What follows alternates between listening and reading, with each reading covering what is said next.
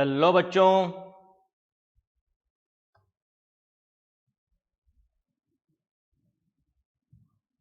Good morning to all. This is your very own pen physician and biology guru doctor Anshuman Agarwal once again. तो बच्चों कैसे हो?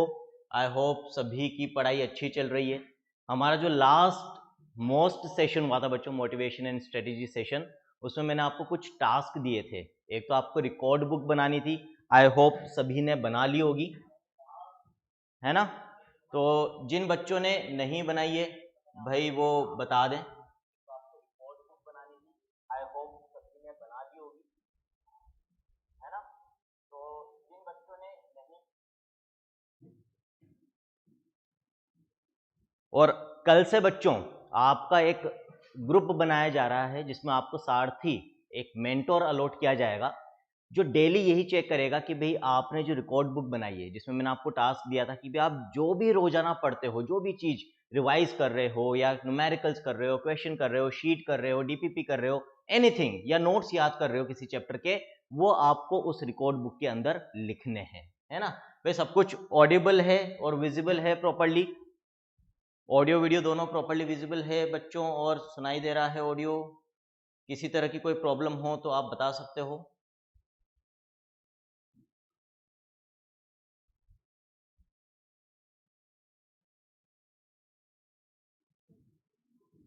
बच्चों आज कोशिश करें कि आप ऐप में, जो आपको डैशबोर्ड पे हम लाइव लिंक देते हैं सभी लेक्चर्स का, वहां से आप लेक्चर को ज्वाइन करें।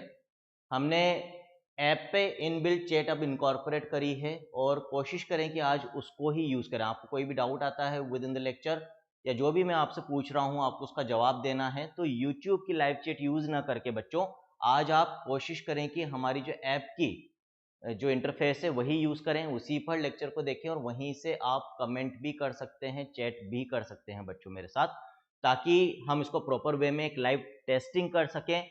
और यदि किसी तरह का कोई ग्लिच आता है, कोई दिक्कत आती है, तो हम इसको रिजोल्व करके इंप्रूव करके आपके लिए बच्चों ये फीचर डेवलप कर रहे हैं, तो एक बेटर वे में हम इस फीचर को डेवलप कर पाएं।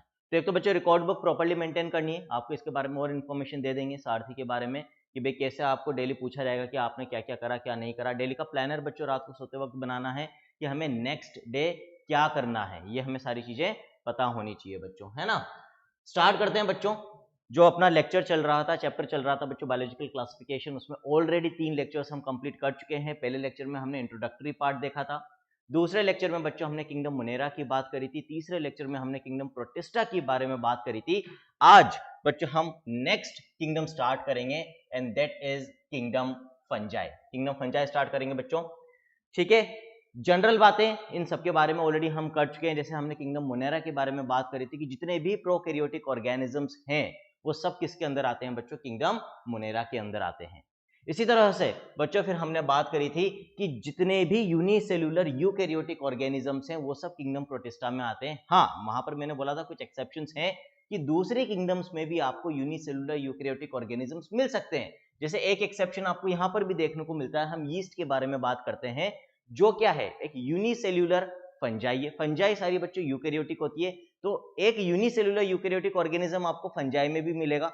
जबकि वैसे इन जनरल हम क्या बोलते हैं कि जितने भी यूनिसेल्युलर यूकैरियोटिक ऑर्गेनिजम्स हैं उन सबको हमने कहां इनकॉर्पोरेट कर रखा है? किंगडम प्रोटिस्टा के अंदर इनकॉर्पोरेट कर रखा है बच्चों। आई बात समझ में? तो एक्सेप्शंस मिल जाते हैं यहां पर भी आपको।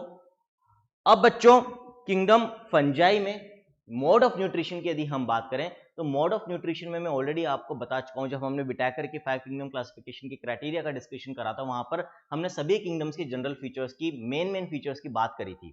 और वहां पर मैंने आपको बताया था कि यदि हम किंगडम फंजाई के मोड ऑफ न्यूट्रिशन की बात करें तो सबके सब हेटेरोट्रॉफिक होते हैं। यहां पर किसी तरह का कोई ऑटोट्रॉफिक मोड ऑफ न्यूट्रिशन आपको नहीं मिलेगा, फर्स्ट थिंग। दूसरा, majority, almost all fungi, majority of the fungi क्या होते हैं बच्चों? सेप्रोट्रॉफिक होते हैं, मतलब वो डेड एंड डिकेइंग मैटर के ऊपर फीड करते हैं जो ऑलरेडी डाइजेस्टेड मटेरियल है ना? मेजॉरिटी आर मल्टीसेल्युलर, एक्सेप्शन है जैसे यीस्ट, वो यूनिसेल्युलर फंजाई का एग्जांपल है। कुछ फंजाई ऐसी भी है जिनको हम खाते हैं बच्चों, फॉर एग्जांपल मशरूम्स, ठीक है? लेकिन काफी फंजाई ऐसी है जो डिजीज कोज करती है, फिर वो चाहे ह्यूमंस हो, चाहे प्लांट्स हो, चाहे अदर एनिमल्स हो बच्चों। जैसे सिंपल सा बहुत कॉमन सा डिजीज है बच्चों, दांत खाद खुजली, आपने देखा होगा ना, बीटेक्स लगा लो, एड आता है टीवी पे, तो वो क्या है, रिंग वर्म इन्फेक्शन है बच्चों, वो एक तरह का फंगल इन्फेक्शन है ना। तो वेराइटी ऑफ फीचर्स आपको देखने को मिलते हैं बच्चों, इनके अंदर पढ़ेंगे आज के लेक्चर में, ठीक है। तो बढ़ते हैं, चलो आगे। The fungi constitute a unique kingdom of, जैसा मैंने बोला था, क्या है, सारे के सारे हेटेरोट्रॉफिक ऑर्गेनिजम्स हैं बच्चों। दे show a great diversity in morphology and habitat, आपको इनके फीचर्स में एज वेल एज हैबिटेट में भी बहुत वेरिएशंस देखने को मिलेगी, ठीक है। जैसे यहां पर एग्जांपल दे रखा है, you must have seen fungi on a moist bread and रॉटन fruits, आपने देखा होगा बच्चों, यदि हम जब बाजार से ब्रेड लाते हैं और उसको रेफ्रिजरेटर में नहीं रखें तो 2 से 3 दिन के बाद उसके ऊपर एक ग्रीनिश ग्रोथ होने लग जाती है ना, सड़ने लग जाती है ब्रेड। इसी तरह से फ्रूट्स को भी यदि आप लंबे समय तक रखोगे तो वो सड़ने लग जाते हैं, उनके ऊपर एक व्हाइट कलर की ग्रोथ होने लग जाती है बच्चों। वो सब क्या है, वो फंजाई ही है। फिर कुछ फंजाई को हम खा रहे हैं, फॉर एग्जाम्पल मशरूम, है ना, टॉडस्टूल्स, तो अलग अलग फीचर्स देखने को मिलेंगे, कुछ डिजीज कर रही है, कुछ हमारे खाने को डिकम्पोज कर रही है, कुछ को हम खुद खा रहे हैं बच्चों in the form of mushrooms and toadstools. आगे भी और बात होगी इनके बारे में। फिर जैसे अभी मैंने कहा कि डिजीज करती है प्लांट्स के अंदर, उसका एक एग्जांपल दे रखा है बच्चों आपको, मस्टर्ड प्लांट के अंदर व्हाइट स्पॉट्स होते हैं पैरासिटिक फंगस की वजह से। इसी तरह का आगे एक और एग्जांपल आपको दे रखा है बच्चों, वीट रस्ट डिजीज होता है ना, ये पक्सीनिया फंगस से होता है। तो प्लांट्स में डिजीज कॉजिंग एजेंट भी होती है कई fungi. Some unicellular fungi, example yeast, unicellular fungi है बच्चों सैकरोमाइसिस, इसका जेनेरिक नेम होता है, जीनस का नेम होता है, used to make bread and beer. ये हम 12th क्लास में भी पढ़ेंगे बच्चों, जब हम चैप्टर पढ़ते हैं माइक्रोब्स इन ह्यूमन वेलफेयर, कि जो यीस्ट है इसका यूज कई जगह करते हैं हम बच्चों। घर पे डोसा इडली बनता है, वहां पर आपने देखा होगा कि आपकी मम्मी जब डोसा या इडली बनाती है तो पहले चावल और दाल का एक उसको मिक्सी में जो है ग्राइंड करके एक पेस्ट बनाते हैं पहले, और उस पेस्ट के अंदर कई बार यीस्ट ऐड करके या सिंपल वैसे ही काफी समय तक 8 से 10 घंटे तक या 6 से 8 घंटे तक उसको रखा जाता है। हिंदी में हम बोलते हैं खमीर उठाने के लिए। वो क्या है, एक्चुअली फर्मेंटेशन हम करना चाह रहे हैं। क्या होता है बच्चों, यीस्ट यदि हम ऐड करेंगे तो यीस्ट फर्मेंटेशन का प्रोसेस करती है, जिसमें कार्बन डाइऑक्साइड और इथेनॉल प्रोड्यूस होती है ना। और ये जो CO2 प्रोड्यूस होती है, इसकी वजह से जो एक फ्लफीनेस पफीनेस आती है ना बच्चों, चाहे वो डोसे के अंदर हो, चाहे इडली फुली फुली अच्छी होती, सॉफ्ट होती तभी तो अच्छी लगती है, हार्ड होगी बिल्कुल दबी दबी सी होगी तो अच्छी नहीं लगेगी। तो वो पफीनेस क्यों आती है, because of release of carbon dioxide. और वो कहां से आई, जब हम यीस्ट ऐड करते हैं तो वहां पर फर्मेंटेशन का प्रोसेस होता है, जिसमें कार्बन डाइऑक्साइड प्रोड्यूस होती है, जिसकी वजह से पफीनेस आती है बच्चों वहां पर, है ना। इसी तरह से तो ब्रेड बनाना, ब्रेड में भी जो मोटाई आती है बच्चों, सॉफ्टनेस आती है, स्पंजीनेस आती है, वो बिकॉज ऑफ यीस्ट होती है फर्मेंटेशन के प्रोसेस की वजह से। फिर अल्कोहलिक बेवरेजेस बच्चों, है ना, बियर, ऐसी बेवरेजेस, ऐसे ड्रिंक्स जिनमें अल्कोहल होती है अलग अलग कंसंट्रेशन में, उसके हिसाब से उनके अलग अलग नाम होते हैं। कम कंसंट्रेशन है तो बियर, उससे ज्यादा है तो फिर वाइन। इस तरह से धीरे धीरे हम आगे बढ़ते हैं, रम, जिन, तो ये आता है ना। तो जितनी भी अल्कोहलिक बेवरेजेस है उनमें भी काफी में यीस्ट का यूज होता है बच्चों। तो ये देखेंगे हम आगे माइक्रोब्स इन ह्यूमन वेलफेयर वाले चैप्टर में भी इस बारे में बात होगी कि भाई कहां कहां पर यीस्ट का यूज होता है, किस तरह से ये भी हमारे लिए काम की हो सकती है। तो ऐसा नहीं है कि जो फंजाई है वो सिर्फ और सिर्फ नुकसानदायक ही है भाई, कहीं पर फायदेमंद भी है और कहीं पर नुकसानदायक भी है ना। चलो आगे देखते हैं। Other fungi cause diseases in plants and animals, जैसे मैंने भी एग्जांपल आपको बता दिया बच्चों। Some are source of antibiotics, अब देखो कितने वेरिएशंस देखने को मिल रहे हैं, कहीं तो डिजीज कर रही है और कहीं पर इलाज कर रही है ना। फंजाई से हमें क्या डिजीज हो रहे हैं, लेकिन इलाज में कैसे हेल्प कर रही है। पेनिसिलियम फंगस बच्चों, जो पहली एंटीबायोटिक हमें मिली थी। एंटीबायोटिक्स क्या होते हैं, anti means against, BIOS means life. ऐसे केमिकल्स या ऐसे सब्सटेंसेस जो लिविंग ऑर्गेनिज्म से मिले हैं और किसी दूसरे लिविंग ऑर्गेनिज्म को किल कर रहे हैं। यहां पर जब हम एंटीबायोटिक्स की बात करते हैं तो स्पेसिफिकली बैक्टीरिया की बात होती है जनरली बच्चों। तो ऐसे केमिकल्स जो एक तरह के लिविंग ऑर्गेनिजम्स, माइक्रोब्स प्रोड्यूस कर रहे हैं, may be bacteria, may be fungi, और वो किल किसको कर रहे हैं, हार्मफुल बैक्टीरिया को, जो हमें डिजीज कॉजिंग बैक्टीरिया होते हैं बच्चों। तो जो पहली एंटीबायोटिक थी पेनिसिलिन बच्चों, वो किससे मिली थी, फंगस पेनिसिलियम से। है ना। आपको यदि याद हो थोड़ा बहुत आपने पढ़ रखा हो, मैं आगे भी पढ़ाऊंगा अगेन, जैसा मैंने बताया माइक्रोब्स इन ह्यूमन वेलफेयर में ही हम एंटीबायोटिक्स के बारे में पढ़ने वाले हैं। तो that is an example of what, that is an example of serendipity बच्चों। सेरेंडिपिटी क्या होता है? एक्सीडेंटल डिस्कवरी, कि आप कर तो कुछ और रहे थे, ढूंढ तो कुछ और रहे थे, मिल कुछ और गया। ठीक है, तो वहां पर हम बात करेंगे बच्चों, अलेक्जेंडर फ्लेमिंग ने जो है पहली एंटीबायोटिक डिस्कवर करी थी, वो एक एक्सीडेंटल डिस्कवरी थी। चलो, अब ये जो वर्ड है, fungi are cosmopolitan and occur in air, water, soil and on animals and plants, ये वर्ड मैं पहले भी डिस्कस कर चुका हूं कम से कम 2 से 3 बार, और अभी तो हमारा 3rd चैप्टर चल रहा है ना। 3 चैप्टर में ही ये वर्ड कम से कम 3 से 4 बार मैं आपको बता चुका हूं कि ये आएगा, बार बार पता होना चाहिए आपको। कॉस्मोपॉलिटन का मैंने मीनिंग आपको बताया था, जो सब जगह मिले। वहां पर मैंने एग्जांपल दिया था कि भगवान क्या है? कॉस्मोपॉलिटन है। हम कहते हैं ना भगवान हर जगह है, हर जर्रे जर्रे में है, तो सब जगह है। तो ऐसी चीज जो आपको ऑलमोस्ट सब जगह मिल जाएगी, जैसे प्रोकैरियोट्स जो हम पढ़ते हैं, किंगडम मोनेरा की हमने बात करी थी, कि ऐसे ऐसे एनवायरनमेंट में भी मिल जाते हैं जहां पर यूजुअली दूसरी लाइफ एग्जिस्ट नहीं कर पाती है। In the same way fungi भी कॉस्मोपॉलिटन इन नेचर है, ऑलमोस्ट सब तरह के एनवायरनमेंट्स में या हैबिटेट्स में आपको फंजाई देखने को मिल जाएगी बच्चों। ठीक है, आई थिंक यहां तक किसी को कोई भी डाउट नहीं है बच्चों। किसी भी तरह का कोई डाउट हो तो आप चैट में मेंशन कर सकते हैं। They prefer to grow in warm and humid places, बहुत इंपॉर्टेंट पॉइंट है, रेड कलर से करके लेकर आया हूं बच्चों, इसको स्टार मार्क कर लेंगे आप। ये यहां से क्वेश्चन बनता है कि फेवरेबल कंडीशंस क्या होती है फंगस की ग्रोथ के लिए। 2 चीजें बहुत इंपॉर्टेंट है, एक तो टेम्परेचर और दूसरा मॉइस्चर। यदि टेम्परेचर रिलेटिवली ज्यादा है ना, बहुत ज्यादा भी नहीं होना चाहिए कि 50 डिग्री सेल्सियस के ऊपर चला जाए, नहीं। ठीक है, 25 डिग्री सेल्सियस जो रूम टेम्परेचर होता है, या जो हमारा बॉडी टेम्परेचर होता है बच्चों 37 डिग्री सेल्सियस, यदि ये टेम्परेचर, इस रेंज में टेम्परेचर है प्लस मॉइस्चर है, तो फिर वहां पर फंगस मजे से ग्रो करेगी, भर भर के ग्रो करेगी। और इस तरह की चीजें कब देखने को मिलती है? मॉनसून रीजन में, है ना। मॉनसून वाला जो सीजन होता है बच्चों, अभी जो चल रहा है, अभी अब आ गया है, मॉनसून आ गए हैं, तो आप देखेंगे बहुत ज्यादा ह्यूमिडिटी होती है, उमस बहुत ज्यादा होती है, साथ में रिलेटिवली टेम्परेचर भी। जैसे यदि हम हमारे राजस्थान की बात करें, कोटा से मैं लेक्चर ले रहा हूं, तो यहाँ पर गर्मी भी होती है, उमस भी होती है, यानी कि वार्म भी है और ह्यूमिडिटी भी है, मॉइस्चर भी है, और ऐसी कंडीशन में फंगस जल्दी ग्रो करती है। तो ऐसे कंडीशंस में या ऐसे रीजन्स में जो लोग रहते हैं, उनको ये सजेशंस दिया जाता है कि भाई आपको क्या करना चाहिए कि हाइजीन का पूरा ध्यान रखना चाहिए। जैसे यदि आप दिन भर शूज पहन के रहेंगे, तो शूज के अंदर क्या है?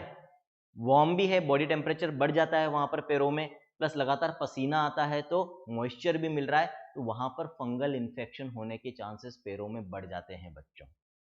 एथलीट्स फुट उसको हम कहते हैं, रिंग वर्म इन्फेक्शन होने के चांसेस बढ़ जाएंगे। तो ये पॉइंट हमें अच्छे से याद रखना है कि कौन सी कंडीशंस फेवरेबल होती है फंगस की ग्रोथ के लिए।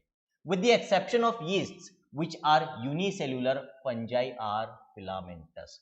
तो यदि हम यीस्ट को छोड़ दें, जो कि एक यूनिसेल्युलर फंगस है, तो भी एक सिंगल सेल्ड फंगस है ना, उसको यदि हम छोड़ दें, तो बाकी की जो फंजाई है वो कैसी होती है?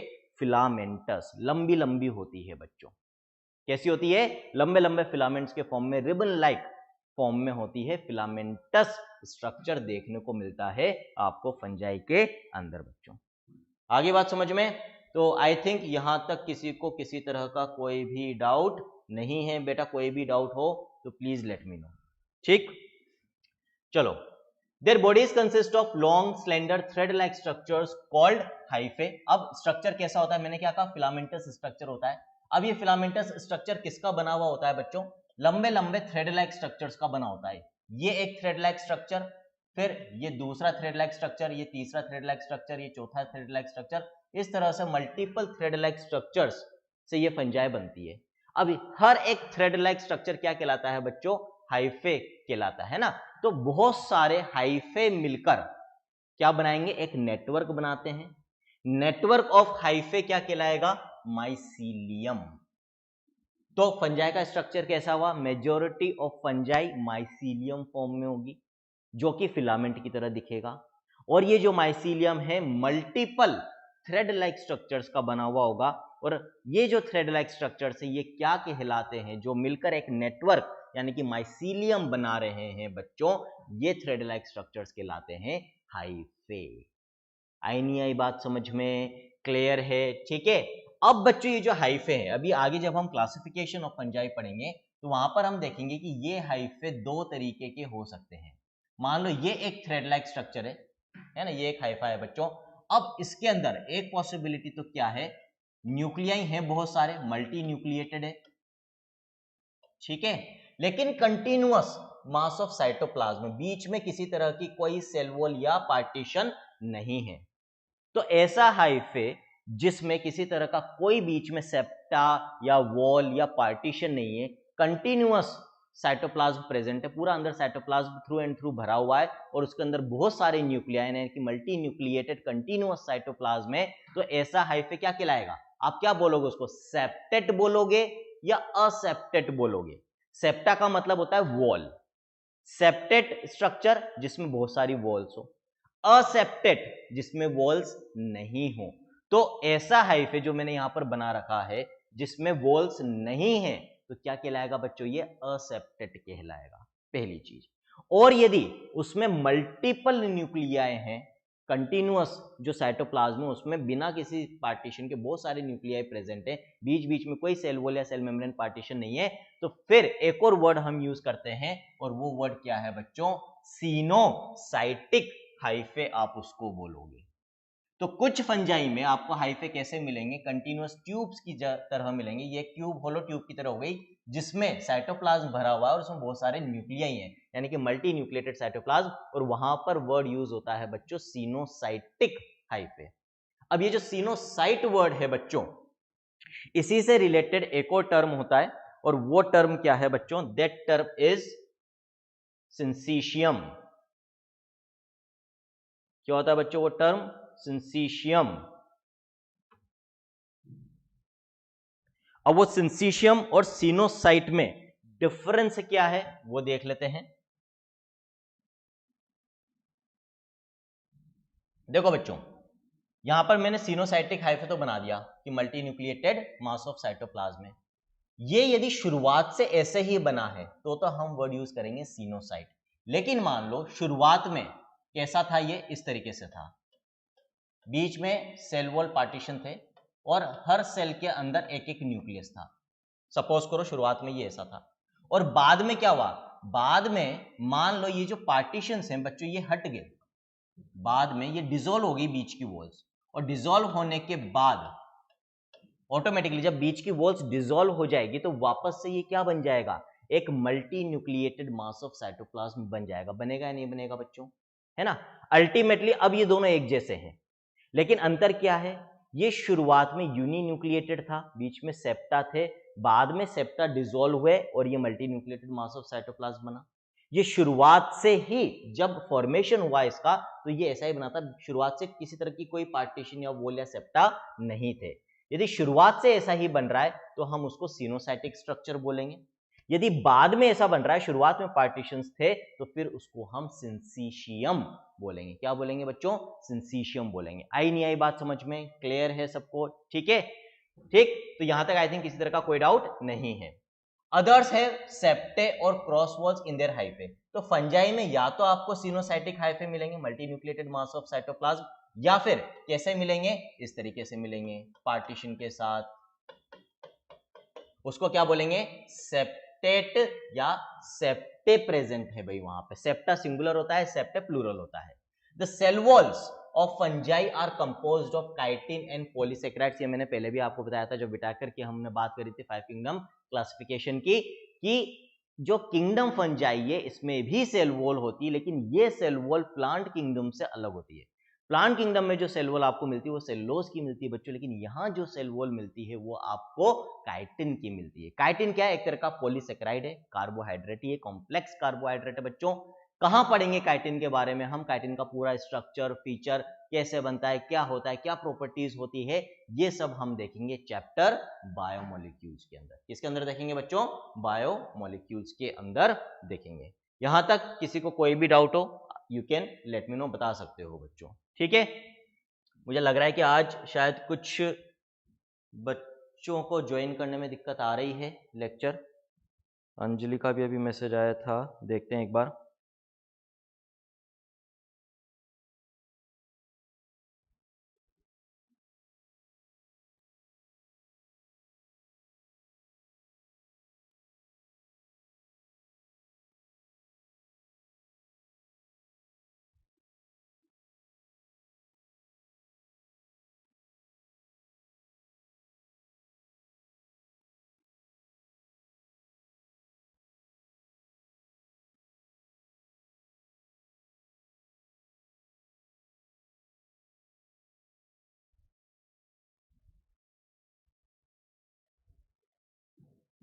चलो भाई, सबको एक बार बता दिया है।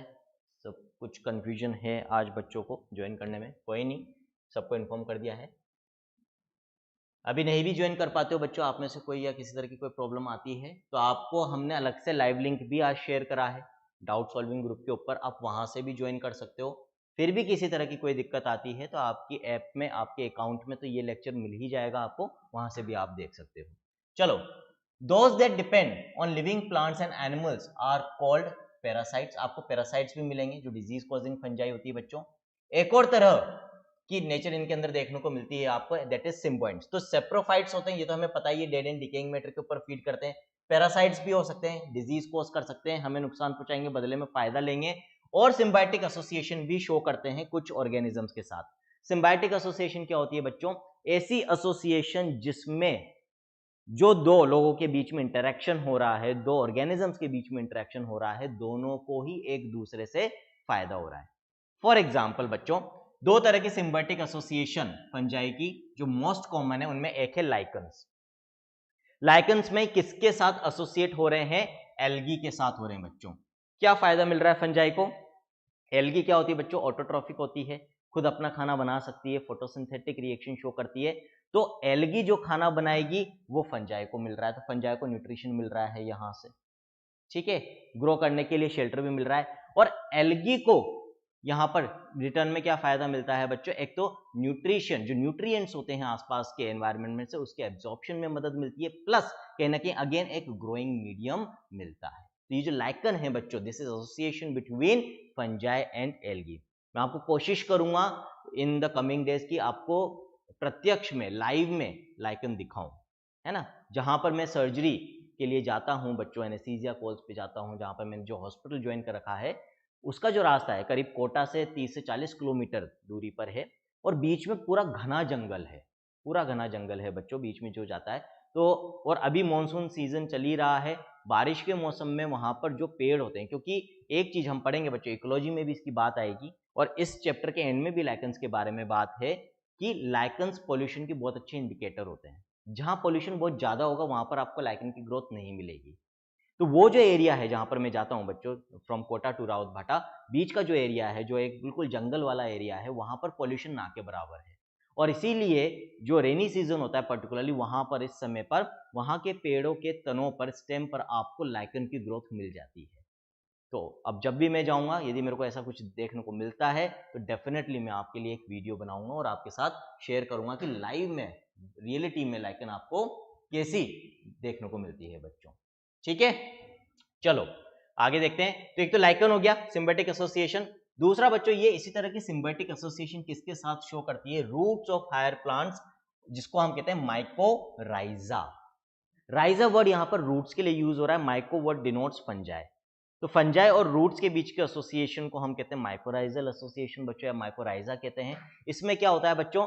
फंजाई प्लांट की रूट्स को मदद करती है सॉइल से न्यूट्रिएंट्स को एब्जॉर्ब करने में। इन रिटर्न फंजाई को क्या फायदा हो रहा है कि उसको एक तरह से शेल्टर मिल रहा है, जगह मिल रही है अपनी ग्रोथ के लिए, और साथ में न्यूट्रिशन वहां से डिराइव करेगी, ठीक है। तो तीनों तरह का आपको यहाँ पर फीचर देखने को मिल रहा है। सेप्रोफिटिक मोड ऑफ न्यूट्रिशन है बच्चों, पैरासिटिक मोड ऑफ न्यूट्रिशन है, और सिम्बायोटिक एसोसिएशन भी फंजाई शो करती है। आगे बात करते हैं। Reproduction in fungi can take place by vegetative means. Asexual reproduction को जब हम प्लांट्स के केस में बात करते हैं तो जनरली वेजिटेटिव प्रोपेगेशन कहा जाता है। In the same way fungi में भी ये वर्ड यूज होता है, ठीक है। असेक्सुअल रिप्रोडक्शन भी यूज होता है और वेजिटेटिव रिप्रोडक्शन भी यूज होता है। पर्टिकुलरली जब हम फंजाई में वेजिटेटिव रिप्रोडक्शन की बात करते हैं तो कौन कौन से मेथड्स आते हैं बच्चों? Fragmentation, fission and budding. तीनों ऑलरेडी में रिप्रोडक्शन इन ऑर्गेनिजम्स जो चैप्टर है, जो जुनून वाले बच्चे हैं या संपूर्ण वाले बच्चे हैं, उनको तो समझा चुका हूं। रिप्रोडक्शन इन ऑर्गेनिजम्स में असेक्सुअल रिप्रोडक्शन की बात हो चुकी है। जो बच्चे अभी 11th क्लास में, यानी कि हमारे जोश बेच में है या समर्पण बेच में, उनको मैं बता देता हूं बच्चों, तीनों में क्या डिफरेंस होता है, फ्रेगमेंटेशन, फिजन एंड बडिंग।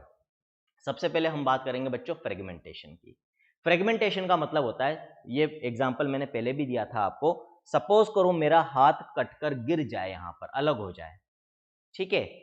अब मेरी बॉडी का एक फ्रेगमेंट अलग हो गया, अब उस फ्रेगमेंट से, उस हाथ से एक नए अंशुमन सर ग्रो कर जाए, वहां पर ग्रोथ हो जाती है, रीजनरेशन हो जाता है और एक नए अंशुमन सर बन गए। तो एक से दो अंशुमन सर हो गए, और जब एक से दो इंडिविजुअल हो जाते हैं, नंबर ऑफ इंडिविजुअल्स बढ़ता है, तो हम क्या कहते हैं, वहां पर रिप्रोडक्शन का प्रोसेस हो रहा है ना। यहां पर क्योंकि दो तरह के कोई गैमीट्स इन्वॉल्व नहीं हो रहे हैं, दो अपोजिट सेक्स इन्वॉल्व नहीं हो रहे हैं, तो ये असेक्सुअल मेथड ऑफ रिप्रोडक्शन माना जाएगा, जिसको प्लांट्स या फंजाई के केस में हम वेजिटेटिव रिप्रोडक्शन भी बोल देते हैं बच्चों। ठीक है, तो ये तो होगी फ्रेगमेंटेशन की बात। फ्यूजन की बात करेंगे। फ्यूजन में क्या होता है बच्चों? फ्यूजन में ये होता है कि मान लो ये एक सेल है, ये इसका न्यूक्लियस है। सबसे पहले बच्चों इसका न्यूक्लियस डिवाइड होगा, जिसको हम कहते हैं कैरियोकाइनेसिस, ठीक, और बाद में साइटोप्लाज्म भी डिवाइड हो जाएगा और एक से दो सेल बन जाएगी बच्चों, है ना। This is called as fusion. यदि एक से दो बन रही है तो बाइनरी फ्यूजन कहलाएगा। एक से मल्टीपल बन रही है, यानी कि दो से ज्यादा बन रही है डॉटर सेल्स, तो मल्टीपल फ्यूजन कहलाएगा। क्लियर? फ्यूजन क्या होता है? अब बडिंग कुछ कुछ फ्यूजन के जैसा होता है, लेकिन अंतर होता है उसमें। क्या अंतर होता है? बडिंग में क्या होगा बच्चों? बडिंग में, जैसे फ्यूजन में तो क्या हो रहा था कि दो इक्वल सेल्स बन रही है, जनरली इक्वल सेल्स बनती है फ्यूजन के अंदर, लेकिन बडिंग में पहले एक प्रोजेक्शन निकलेगा फ्रॉम द पेरेंट सेल, है ना। और अगेन कैरियोकाइनेसिस तो होगा, तो जो न्यूक्लियस है उसका जो डुप्लीकेशन होगा, डिवीजन होगा, और फिर उसके बाद एक न्यूक्लियस चला जाएगा उस बड के अंदर। बाद में वो बड जो है बच्चों वो पेरेंट सेल से अलग हो जाएगी, और फिर अलग होने के बाद वो प्रॉपर्ली ग्रो करेगी, इंडिपेंडेंटली सर्वाइव करेगी, अपने पेरेंट की ओरिजिनल साइज भी एक्वायर कर सकती है। तो फ्यूजन और बडिंग में बहुत ज्यादा मेजर डिफरेंस नहीं है। मेन डिफरेंस यही है कि बडिंग में पर्टिकुलरली पहले एक प्रोजेक्शन, एक बड लाइक कली के जैसा स्ट्रक्चर निकलता है, और फिर बाद में वही न्यूक्लियर डिवीजन होगा, साइटोप्लाज्मिक डिवीजन होगा, और वो अलग हो जाएगी पेरेंट से। फ्यूजन में ऐसा कुछ नहीं होता कि अलग से कोई प्रोजेक्शन निकल रहा है, वहां पर डायरेक्ट सबसे पहले न्यूक्लियर डिवीजन होता है, फिर साइटोप्लाज्मिक डिवीजन होता है, और फिर दो डॉटर सेल्स बनती है। तो आई थिंक ये जो तीनों वेजिटेटिव रिप्रोडक्शन के मीन्स है बच्चों फंजाई में, ये आपको क्लियर हो गए होंगे, और इसमें किसी तरह का कोई भी डाउट नहीं होगा। ठीक है, आगे बात समझ में? चलो आगे देखते हैं अब। असेक्सुअल रिप्रोडक्शन, वेजिटेटिव प्रोपेगेशन तो ये तीन हो गए, या वेजिटेटिव रिप्रोडक्शन तो अपन ये बोलेंगे फंजाई में। अब बच्चों फंजाई में ही असेक्सुअल रिप्रोडक्शन एक और तरीके से होता है, और वो तरीका होता है स्पोर फॉर्मेशन। किसकी मदद से होता है बच्चों? स्पोर्स की मदद से होता है, और ये इंपॉर्टेंट भी है। जब अभी अपन क्लासिफिकेशन देखेंगे बच्चों, तो वहां पर क्लासिफिकेशन में देखेंगे कि जो अलग अलग क्लासेस ऑफ फंजाई हम पढ़ते हैं बच्चों, फाइकोमाइसिटीज, एस्कोमाइसिटीज, बेसिडोमाइसिटीज, ड्यूटेरोमाइसिटीज, तो वहां पर देखेंगे अलग अलग क्लासेस में जो स्पोर्स बन रहे हैं for asexual reproduction as well as sexual reproduction में भी स्पोर्स बनते हैं बच्चों फंजाई में, उनके नाम अलग अलग हैं, और वहां से क्वेश्चंस आते हैं क्या कि इस पर्टिकुलर फंजाई में कौन से टाइप के असेक्सुअल स्पोर्स मिलेंगे, या ये वाले सेक्सुअल स्पोर्स कौन सी ग्रुप ऑफ फंजाई के अंदर मिलते हैं, तो वो हमें अच्छे से याद होने चाहिए। यहीं से याद करते हुए और समझते हुए चलेंगे हम। तो असेक्सुअल स्पोर्स में एक तो याद रखना है बच्चों आपको नाम कोनिडिया। कोनिडिया वर्ड आ रहा है, इसका मतलब फंजाई के असेक्सुअल स्पोर्स की बात कर रहे हैं। अब किस किस पर्टिकुलर क्लास ऑफ फंजाई में मिलेंगे वो आगे अभी बात कर लेंगे अपन, ठीक है। और स्पोरेंजियोस्पोर्स और जूस्पोर्स, ये different types of asexual spores हैं, यानी कि वो स्पोर्स जिनके थ्रू असेक्सुअल रिप्रोडक्शन देखने को मिलता है फंजाई में।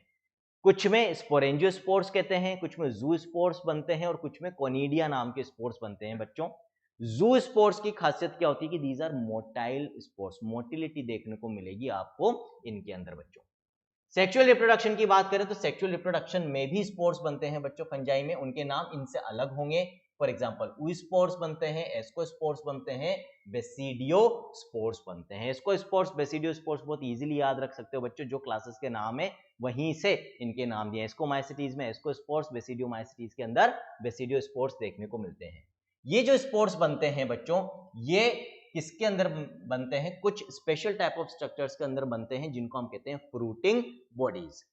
अब ये फ्रूटिंग बॉडीज के अंदर भी बन सकते हैं और फ्रूटिंग बॉडीज के बाहर भी। मान लो एक स्ट्रक्चर है, ये है ना, ये फ्रूटिंग बॉडी कहलाएगी। अब यदि फ्रूटिंग बॉडी के अंदर स्पोर्स बन रहे हैं बच्चों, यदि फ्रूटिंग बॉडी के अंदर स्पोर्स बन रहे हैं, तो हम कहेंगे एंडोजिनस, क्योंकि ये वर्ड आएंगे भी आगे जब हम क्लासिफिकेशन ऑफ फंजाई पढ़ते हैं बच्चों। फंजाई बहुत इंपॉर्टेंट टॉपिक है, इसको बहुत तरीके से पढ़ना। एनसीईआरटी ने बहुत छोटे में इसको निकाल दिया है, लेकिन यदि हम अभी हर जो वर्ड्स आपको दे रखे हैं, यदि इनका मीनिंग आपने नहीं समझा, कंसेप्ट आपने नहीं समझा, हैप्लॉइड डिप्लॉइड वाली बात अभी हम करेंगे यहाँ पर फंजाई में, कैसे सेक्सुअल रिप्रोडक्शन और सेक्सुअल रिप्रोडक्शन में आप डिफरेंशिएट करोगे फंजाई में, वो नहीं समझा तो फंजाई समझ में नहीं आएगी। फंजाई की क्लासेस तो बहुत आसानी से याद हो जाएगी यदि जो अभी हम जनरल फीचर्स देख रहे हैं फंजाई के ये समझ में आ गए तो। इसीलिए आज का जो पूरा लेक्चर है वो मैं सिर्फ और सिर्फ जनरल फीचर्स ऑफ फंजाई को डेडिकेट कर रहा हूं। आप सोचो, मुश्किल से 10-12 लाइनें हैं, उसमें पूरा 1 घंटा हमें लगने वाला है ना। आई बात समझ में? तो ध्यान से देखना, फ्रूटिंग बॉडी के अंदर यदि स्पोर्स बन रहे हैं तो हम उसको कहेंगे एंडोजिनस, क्या बोलेंगे? एंडोजिनस स्पोर फॉर्मेशन, उसको बोलेंगे बच्चों हम एंडोजिनस स्पोर फॉर्मेशन। और यदि फ्रूटिंग बॉडी के बाहर ऐसे मान लो इसके ऊपर बन रहे हैं,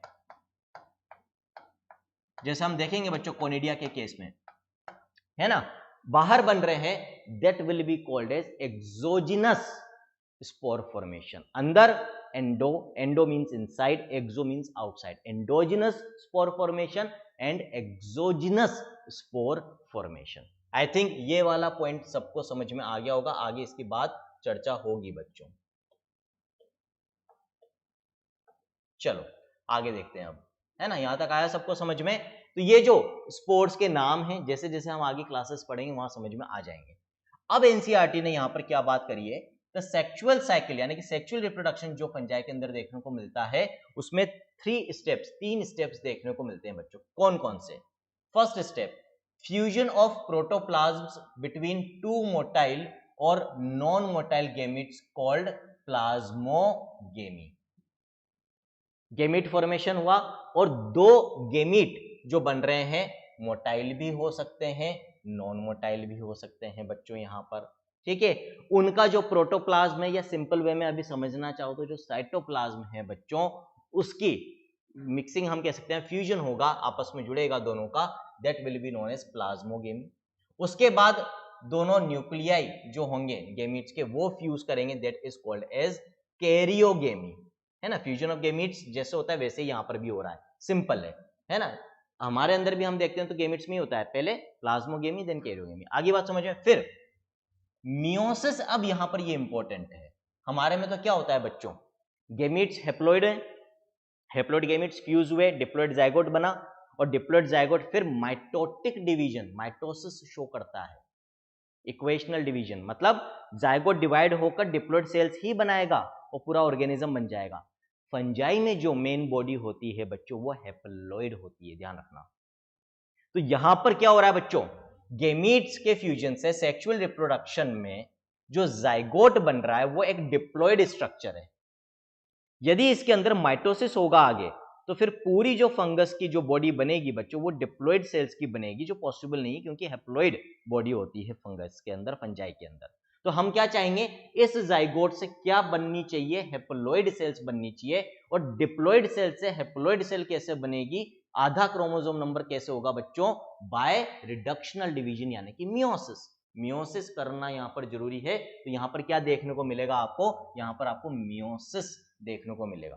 तो यहां पर जाइगोट में मियोसिस होगा बच्चों, और उस मियोसिस से पहले क्या बनेंगे, spore like structure. Spores nothing but spherical generally Oval structures होते हैं जिनके ऊपर एक टफ शेल या कवरिंग हम कह सकते हैं लेयर होती है बच्चों, मतलब इनके ऊपर ऐसी कवरिंग्स होती है जिसकी मदद से ये अनफेवरेबल सिचुएशंस को सरवाइव कर सकते हैं।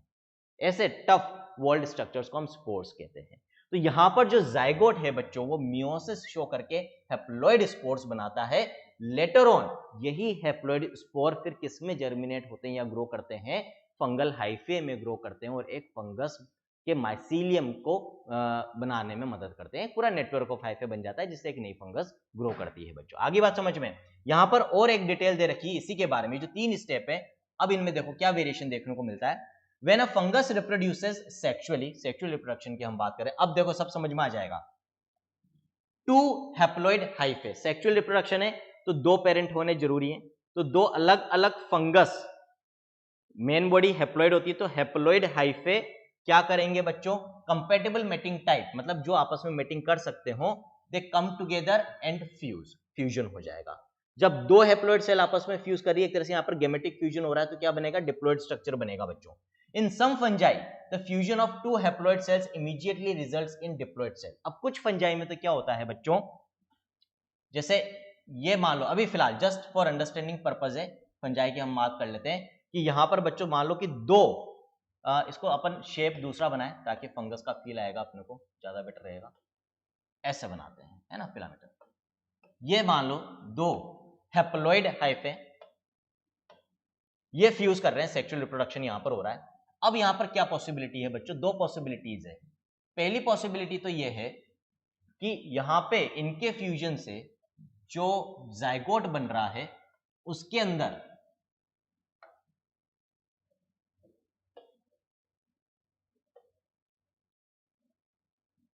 एक मिनट बच्चों,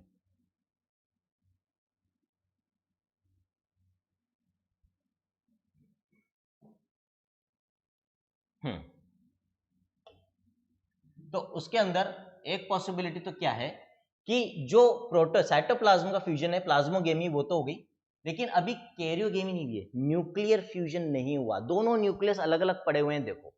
और यदि कुछ समय तक ये ऐसे ही पड़े रहे, इमीडिएटली फ्यूज नहीं हो दोनों न्यूक्लियाई, तो हम क्या कहेंगे, अभी एक बीच में ऐसी स्टेज आ गई, अल्टीमेटली होंगे ये फ्यूज, अल्टीमेटली ये दोनों न्यूक्लियस फ्यूज होकर एक डिप्लॉइड न्यूक्लियस बना लेंगे।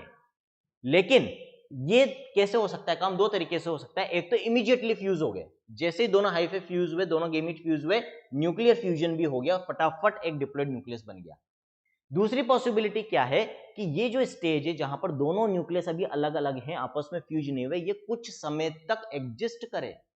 ये सिचुएशन ऐसी फंजाई जिसमें ये सिचुएशन कुछ समय तक एग्जिस्ट करती है, तो ये जो फेज बीच में आता है बच्चों, ये फेज क्या कहलाता है, this phase is called as dikaryon stage.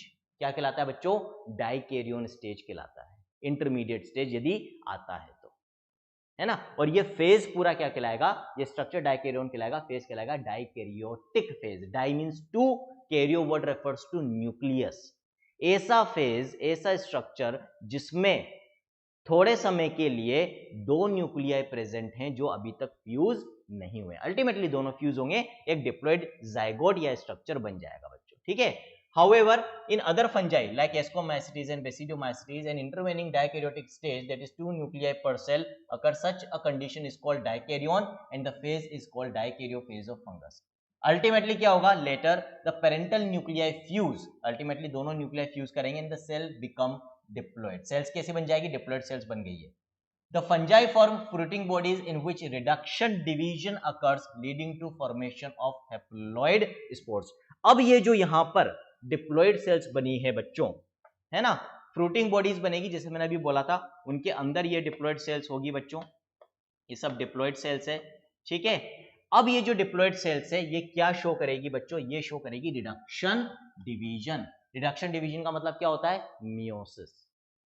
और मियोसिस से क्या बनेंगे, स्पोर्स। अभी हमने थोड़ी देर पहले बोला था फ्रूटिंग बॉडीज के अंदर क्या बनते हैं, स्पोर्स। अंदर बन रहे हैं तो एंडोजिनस, बाहर की तरफ बन रहे हैं तो एक्सोजिनस सरफेस पे बनते हैं।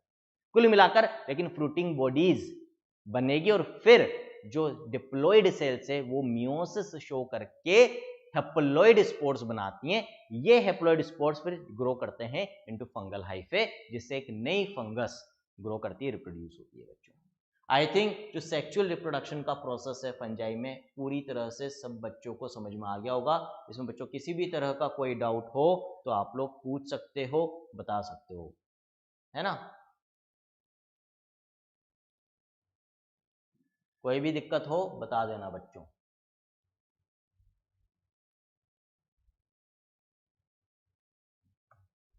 चलो ठीक है, तो यहां तक सारी बात होगी, सारी चीजें समझ में आ गई। अब बच्चों क्लासिफिकेशन की हम बात करेंगे। 4 क्लासेस में हम डिवाइड करते हैं किंगडम फंजाई को, मेनली किस बेसिस पे, ये भी आपसे क्वेश्चन पूछा जाता है, अगेन इंपॉर्टेंट है कि किस बेसिस पर आप क्लासिफाई करोगे फंजाई को। तो पहले हटा देते हैं। चलो कौन कौन से फीचर्स हैं बच्चों, जो मेन 3 क्राइटेरिया हैं जिसके बेसिस पर हम क्लासिफिकेशन ऑफ फंजाई करते हैं। सबसे पहले मॉर्फोलॉजी ऑफ द माइसीलियम, जैसे मैंने बोला था ना अभी, माइसीलियम कैसा है, असेप्टेट है या सेप्टेट है, मतलब उसमें बीच में पार्टीशंस हैं या नहीं है। सिनोसाइटिक यानी कि multi nucleated mass of cytoplasm है या नहीं है। ब्रांचिंग है या नहीं है। ये होगी मॉर्फोलॉजी ऑफ माइसीलियम बच्चों, ठीक है। दूसरा criteria, mode of spore formation. Spore formation या स्पोर्स कौन से मिल रहे हैं, असेक्सुअल स्पोर्स कौन से मिल रहे हैं, सेक्सुअल स्पोर्स कौन से मिल रहे हैं। असेक्सुअल स्पोर्स जो मिल रहे हैं वो एक्सोजिनस फॉर्मेशन हो रही है, एंडोजिनस फॉर्मेशन हो रही है, यानी कि फ्रूटिंग बॉडी के बाहर के सरफेस पे हो रही है, फ्रूटिंग बॉडी के अंदर हो रही है, उस बेसिस पर क्लासिफाई करोगे आप, ठीक है। तीसरा, फ्रूटिंग बॉडीज किस टाइप की बन रही है, अगेन फ्रूटिंग बॉडीज जिस टाइप की बन रही होगी अकॉर्डिंगली स्पोर्स बन रहे होंगे बच्चों। तो ये 3 क्राइटेरिया होते हैं जिसके बेसिस पर हम किंगडम फंजाई को 4 क्लासेस में डिवाइड करते हैं। ये 4 क्लासेस कौन कौन सी है बच्चों। पहली क्लास फाइकोमाइसिटीज, दूसरी कौन सी देखेंगे, एस्कोमाइसिटीज, तीसरी कौन सी देखेंगे, बेसिडियोमाइसिटीज, और चौथी कौन सी देखेंगे बच्चों हम, ज्यूटेरोमाइसिटीज। ज्यूटेरोमाइसिटीज बहुत इंटरेस्टिंग क्लास है, बहुत इंटरेस्टिंग बात उसके बारे में हम करेंगे, ठीक है। तो आई होप यहां तक किसी तरह का कोई भी डाउट आप लोगों को नहीं है। कोई डाउट हो तो बच्चों बता देना। अभी शायद किसी तरह की कोई प्रॉब्लम यदि आपको आई भी हो, चैट में नहीं पूछ पाए हो या जो भी है, आई डोंट नो, मेरे हिसाब से everything is going very fine. Chat मुझे दिख रही है, हमारे ऐप के इंटरफेस पे भी दिख रही है और यूट्यूब लाइव पे भी दिख रही है। दोनों इंटरफेस अभी मेरे सामने रन कर रहे हैं और दोनों में ही मेरे को चैट विजिबल है बच्चों। जैसा मैं आप लोगों को बार बार कहता हूँ, अपनी आदत सुधार लो। आप लोग लाइव लेक्चर्स नहीं अटेंड करते हो, रिकॉर्डेड लेक्चर्स बाद में देखते हो। बेटा लाइव लेक्चर्स की जो बात होती है वो रिकॉर्डेड की नहीं होती। फिर जब रिकॉर्डेड ही देखने हैं तो या तो हमसे कह दो, फिर हम भी क्यों परेशान हो सुबह सुबह, मैं भी क्यों सुबह सुबह 7:30 बजे लेक्चर लेने आऊँ, फिर हम रिकॉर्डेड ही दे देंगे आपको, जब मर्जी पड़े तब रिकॉर्ड करके डाल देंगे फिर, है ना। तो लाइव लेक्चर्स में आना स्टार्ट करो भाई, यदि डॉक्टर बनना है तो। सीरियस हो तो जैसा कह रहा हूँ वैसा करो, जैसा आपके टीचर्स कहते हैं वैसा करो, और सीरियस नहीं हो तो फिर क्यों पैसे खराब कर रहे हो अपने पेरेंट्स को, और क्यों अपना टाइम खराब कर रहे हो, है ना। आर्ट्स ले लो, कॉमर्स ले लो, या कुछ भी कर लो, बीएससी कर लो भाई, अब ले लिए तो बायोलॉजी, है ना।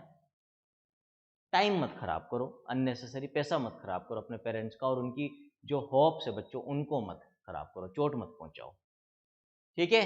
तो आज इतना ही पढ़ेंगे, क्योंकि अब जो 4 क्लासेस है अगेन उसमें समय चाहिए होगा, और एक कंटिन्यूटी में, एक कंपैरेटिव वे में जब हम चारों क्लासेस को पढ़ेंगे तो ज़्यादा बेटर अंडरस्टैंडिंग होगी बच्चों।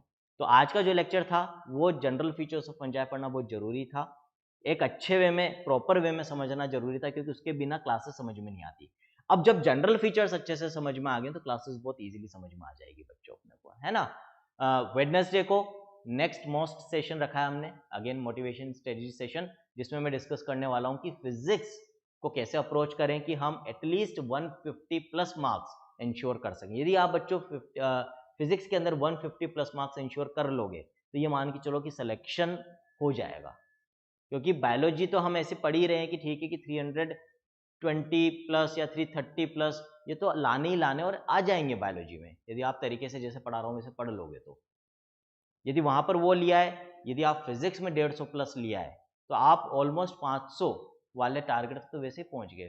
केमिस्ट्री में आपको फिर कितने 120 130 नंबर भी लिया होगा तो आपको गवर्नमेंट मेडिकल कॉलेज की सीट मिल जाएगी, और केमिस्ट्री में रिलेटिवली फिजिक्स से ज़्यादा ही आ जाते हैं। यदि फिजिक्स में 150 ला पा रहे हो तो केमिस्ट्री में भी आ जाएंगे बच्चों आपके, है ना। तो उसके लिए किन किन पॉइंट्स का ध्यान रखना है ये हम डिस्कस करेंगे। ये सेशन एक्सक्लूसिवली अब सिर्फ उन्हीं बच्चों के लिए होगा जो अपने बैच में एनरोल्ड हैं। तो वेडनेसडे को है बच्चों ये सेशन, सभी लोग ज्वाइन करें। आप लोगों के लिए ही चीज़ें कर रहे हैं और आप लोग ही नहीं करेंगे तो फिर मज़ा नहीं आएगा, फिर मैं करना बंद कर दूंगा चीज़ें, ठीक है। फिर तो सीधी सी बात है, पढ़ाया आपको, स्टडी मटेरियल दिया, कर लो। नेक्स्ट संडे को लाइव टेस्ट रखा है बच्चों आप सबका, आई थिंक उसके बारे में सबको इन्फॉर्मेशन मिल गई होगी। सिलेबस आपको शेयर कर दिया गया है, रिलेटिवली कम सिलेबस रखा है क्योंकि पहला टेस्ट है, अच्छे से तैयार करें। चीटिंग नहीं करनी है, चीटिंग नहीं करो। देखो सब अच्छे बच्चे हो मुझे पता है, लेकिन फिर भी एक एग्जामिनेशन प्रेशर जब तक आप फील करके टेस्ट नहीं दोगे आप एग्जाम के लिए रियलिटी में तैयार नहीं हो पाओगे बच्चों। इसीलिए हमने लाइव टेस्ट रखा है, हम सामने बैठकर देखेंगे कि आप टेस्ट ईमानदारी से दे रहे हो, नहीं दे रहे हो, कैसे दे रहे हो, है ना। ये नहीं कि आराम से बीच में उठ के करके। ऑनलाइन में क्योंकि आप लोग यही करते हो, बाकी ऑनलाइन प्लेटफॉर्म्स में क्या होता है, आपको टेस्ट मिल गया, आपकी इच्छा है जितनी देर में कर रहे हो, या ठीक है टाइम बाउंडेड भी होता है तो कोई मॉनिटरिंग नहीं होती है। अब आपने गूगल पे देख के करा, किताब में देख के करा, किसको पता, तो फिर वो मतलब नहीं है टेस्टिंग का, है ना। तो हर दिन आपके लिए बहुत हार्डवर्क कर रहे हैं, नई चीजें ला रहे हैं, इस तरह का एक पूरा सिस्टम क्रिएट कर रहे हैं कि जो भी बच्चा हमारे साथ एसोसिएट हो, ईमानदारी के साथ उसके साथ मेहनत हो, वो भी ईमानदारी से मेहनत करें, हम भी ईमानदारी से मेहनत करें, और आपका डॉक्टर बनने का ड्रीम पूरा हो बच्चों। मैं 100% रिजल्ट लाना चाहता हूँ और ये पॉसिबल है। डेफिनेटली पॉसिबल है बच्चों, जैसा कह रहा हूँ बस वैसे करते जाओ, ठीक है। So this is all in this lecture from my friend mentor and motivated doctor Anshuman, signing off, thank you.